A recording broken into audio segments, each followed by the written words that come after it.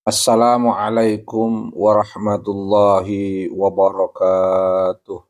Bismillahirrahmanirrahim. Alhamdulillahi rabbil alamin. Allahumma salli ala sayyidina wa maulana Muhammadin abdika wa nabika wa rasulika nabil ummi wa ala alihi wa sahbihi wassalim taslima ya qadri azamati dhatika fi kulli waqtin wa hinin. Raditu billahi rabba wa bil islami dina wa bi muhammadin nabiyya wa rasula.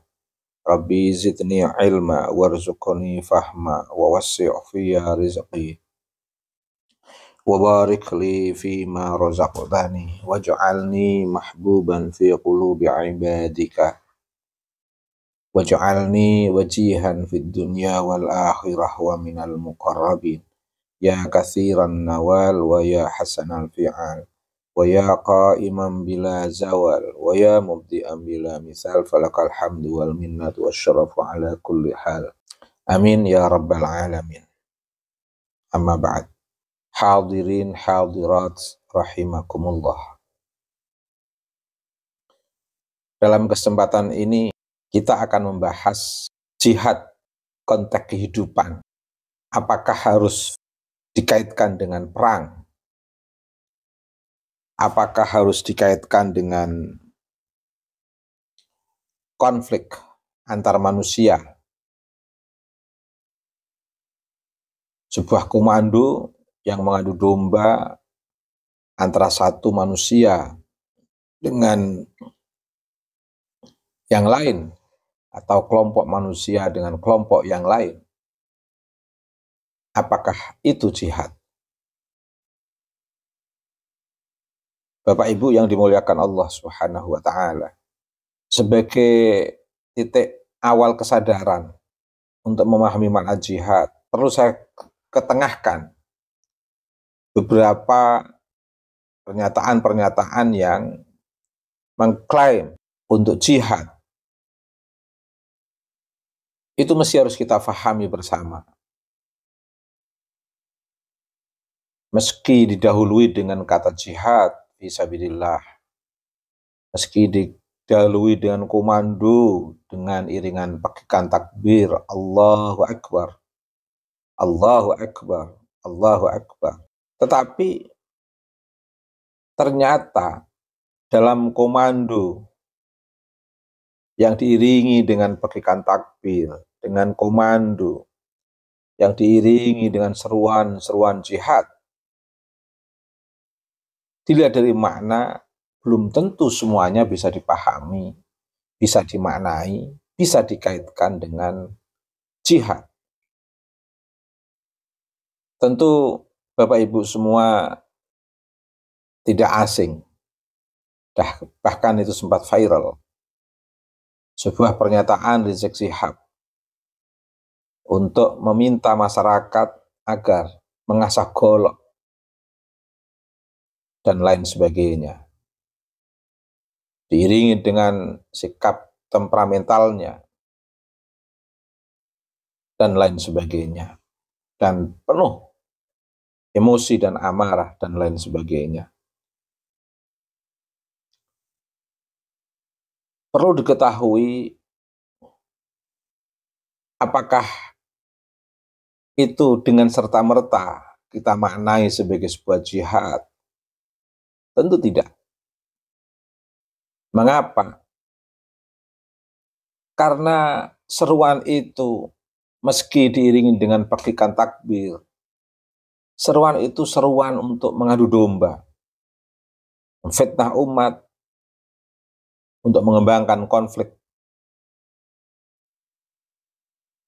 dengan ungkapan-ungkapan yang bernada untuk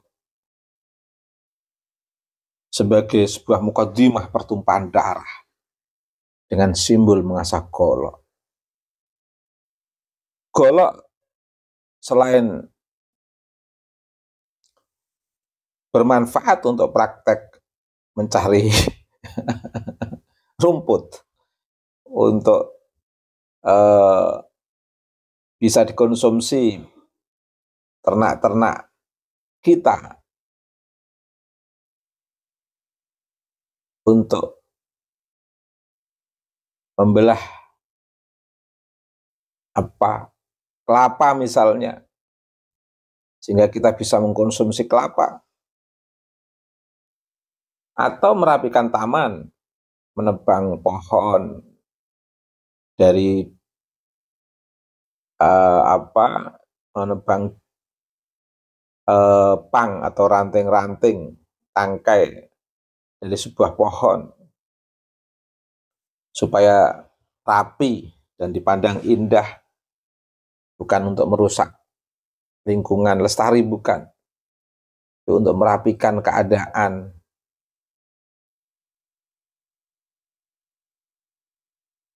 Ranting, tangkai-tangkai yang tidak beraturan misalnya, tentu itu baik. Tapi kalau minta untuk asagol dengan penuh emosi, melawan kelompok yang lain yang notabene sesama saudara, sama manusia, atau bahkan sesama umat Islam, seruan ini kan tentu menjadi problem. Bukan jihad fisabilillah, tapi jihad fisabil syaitan. Artinya bukan kesungguhan di jalan Allah. Tapi kalau ajakan untuk konflik dan pertumpahan darah, itu artinya kesungguhan, mengajak kesungguhan ke jalan setan. Simbol golok, arit, ini telah dijadikan simbol kekerasan, bahkan menjadi bendera Partai Komunis Indonesia. Kalau diarahkan untuk kekerasan, untuk membangun, untuk melakukan revolusi akhlak menurut versi Samuan, revolusi akhlak versi Samuan, katakan begitu, ini jadi problem. Karena mengajak pada pertumpahan darah, persiapan untuk permusuhan antara sesama umat manusia. Ini bukan jihad fisabilillah, tapi ini bentuk kesungguhan dan penuh emosi menuju jalan setan. Harus segera dicegah. Apalagi tendensi latar belakang seruan asagol itu kalau didasarkan kepada gerakan komunalisme atau rasisme, ini lebih problem bagi kehidupan umat manusia. Tentu akan berdampak kepada siapapun melakukan memberikan seruan-seruan yang mengarah kepada konflik dan pertumpahan darah. Rugi di dunianya karena akan dicaci oleh banyak orang, rugi di akhiratnya karena akan disiksa disebabkan telah mengajak, menyerukan pertumpahan darah dan permusuhan. Na'udzubillahi min dzalik. Bapak Ibu yang dimuliakan Allah Subhanahu wa taala. Sebenarnya jihad, meski di sana memungkinkan untuk berperang dalam arti qital, perlu dipahami jihad dalam konteks perang itu untuk mempertahankan hak kemanusiaan, keadilan, dan persamaan.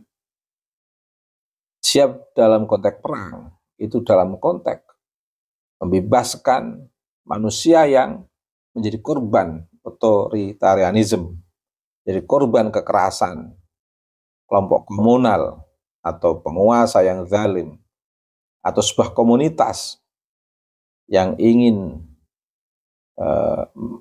mengejar kehendak kuasa untuk pribadi maupun untuk kelompoknya. Tentu ini tidak baik. Ini adalah sebuah kejahatan.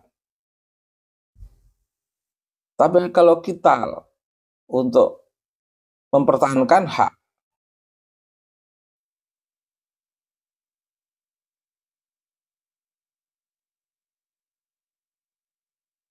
kita yang menjaga harkat dan martabat,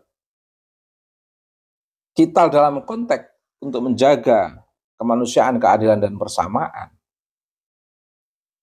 atau menghentikan kekerasan, otoritarianisme, itu adalah sebuah kemuliaan.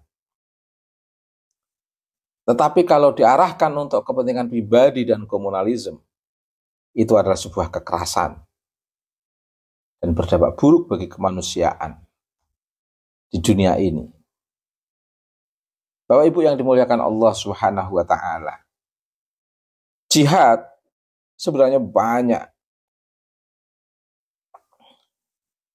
lapangan jihad. Banyak kawasan jihad yang bisa kita lakukan, yang tidak hanya dalam konteks vital untuk mempertahankan kemanusiaan, keadilan, dan persamaan. Di situ ada jihad berbakti kepada orang tua. Islam mengajarkan kepada pemeluknya untuk menghormati kepada orang tua. Tidak hanya ketika masih hidup, bahkan ketika kedua orang tua telah wafat. Tentu dalam konteks ini, anak harus tetap menghormati orang tuanya. Meskipun dalam konteks kemaksiatan, anak tidak perlu taat kepada orang tua yang mengajak anaknya untuk berbuat maksiat atau mengingkari perintah Allah dan risalah kenabian. Di antara risalah kenabian itu bisa dilihat dari ajaran-ajaran Nabi Muhammad SAW. Fafihima fajahid. Makna fafihima fajahid ini sebenarnya bisa difahami terhadap keduanya kepada orang tua. Maka berjihadlah kamu. Ini menunjukkan mana jihad untuk bersungguh-sungguh menghormati orang tua. Bahkan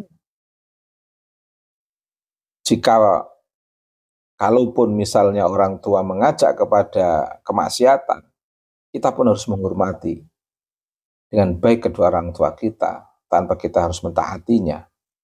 Berjihad untuk orang tua bermakna melaksanakan petunjuk, arahan, bimbingan dari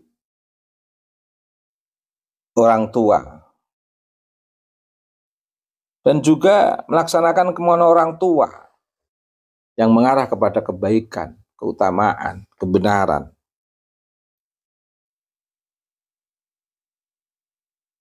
Nah, tadi saya sampaikan kata fafihima fajahid.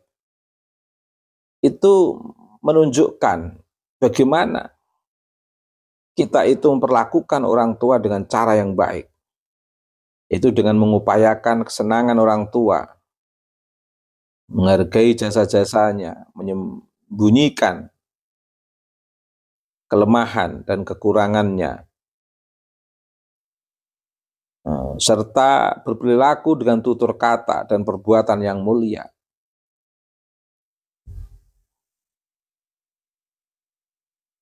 Hal ini dijelaskan di dalam surat Al-Isra ayat 23. Wa qadha rabbuka alla ta'budu illa iyyah wa bil walidaini ihsana imma yablughanna 'indakal kibaru ahaduhuma aw kilahuma fala taqul lahuma uffin wala tanharhuma wa qul lahuma qaulan karima. Ini perintah tegas dari Allah Subhanahu wa taala bahwa Allah telah memerintahkan kepada kita untuk tidak menyembah selain Allah. Artinya kita hanya menyembah kepada Allah dan berbuat baik kepada ibu dan bapak dengan sebaik-baiknya. Jika salah satu di antara keduanya atau kedua-duanya sampai berumur lanjut dalam pemeliharaan kita, maka kita tidak boleh mengatakan kepada keduanya dengan perkataan uffin atau atau cis,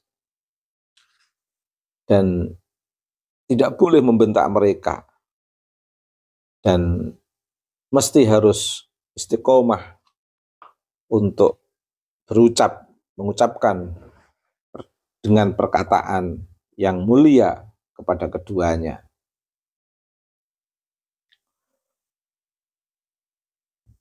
Dalam konteks yang lain, jihad juga bisa dimaknai bagaimana berupaya atau bersungguh-sungguh menuntut ilmu dan mengembangkan pendidikan untuk mempotensikan akal pikiran kita, nalar kita, mempotensikan daya empirisme kita, sehingga kita bisa mengumpulkan banyak pengalaman dan banyak pengetahuan. Dalam sebuah hadis diriwayatkan oleh Imam Ibnu Majah,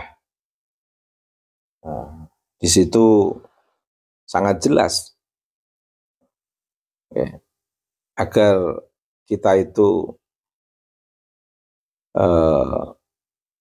melakukan pembelajaran dan pengajaran. Ya ta'allamuhu au yu'allimuhu. Belajar dan mengajar itu fahuwa bimanzilatil mujahid fi sabilillah. Menduduki posisi orang-orang yang jihad di jalan Allah. Karenanya wa man jaa'a li ghairi dzalik, datang selain dalam konteks belajar dan mengajar, fahuwa bimanzilatir rajul yanzuru ila mata'i ghairihi. Siapa yang datang bukan karena belajar dan mengajar, sama dengan orang yang melihat kesenangan orang lain. Orang yang datang ke Masjid Nabi untuk mempelajari dan mengajarkan ilmu diposisikan seperti orang yang berjihad di jalan Allah. Dengan semangat belajar, maka umat Islam akan bisa mempotensikan nalar sehatnya, empirismenya, mengembangkan ilmu pengetahuan dari temuan-temuan sebelumnya, dan juga untuk secara terlibat membebaskan dan mencerahkan umat manusia. Ini merupakan salah satu sebab arti penting jihad dalam konteks menuntut ilmu dan mengembangkan pendidikan. Mengapa ini dijadikan sebagai sebuah tema jihad? Sebab salah satu kemunduran umat Islam adalah karena kelemahannya dalam ilmu pengetahuan dan teknologi. Ada juga jihad dalam konteks membantu fakir miskin. Jihad yang tidak kalah pentingnya adalah membantu orang miskin, peduli kepada sesama, menyantuni kaum du'afa, memberikan pemberdayaan dengan penuh perhatian dan perlindungan. Bahkan orang yang menolong dan memberikan perlindungan kepada janda dan orang miskin dikategorikan sama seperti orang yang melakukan jihad di jalan Allah.